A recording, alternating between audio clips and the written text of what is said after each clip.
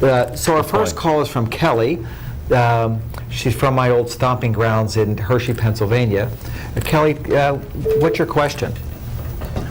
Hi, thank you for taking my call.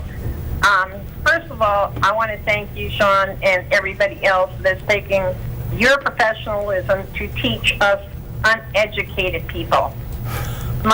One thing I'm learning is when somebody comes across a snake, they're asking for people to come relocate them. And I keep reading to try to relocate them fairly close to where you found them.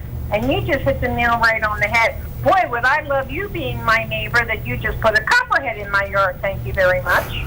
Is there a particular reason why they are saying you should, if you're going to relocate them to the general area where they've been located? Well, so that's a good question, and the question is about if you find a snake in your yard, where do you relocate it?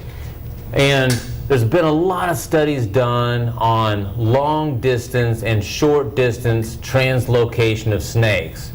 If you translocate them too far, the snake just beats itself up trying to get back to its old home range where it lives. And the survival rate is very low. It's like less than 20% in some studies. But if you relocate the snake to shorter distance, it just crops back up in your property. I think some snakes adapt to translocation better, like maybe neonates, like newborn snakes. And there's a lot of those around, but I think that if you've got a snake like a copperhead in your yard, I think it's controversial to say, but I wouldn't worry too much about it, I mean, there's probably other copperheads in your yard too, and my son was bitten by a venomous snake, by a rattlesnake in our backyard. Now that was, a rattlesnake can kill a person. Copperhead probably can't, and we've got a good treatment for it, so I'm not worried about there being copperheads in the yard. SHIG.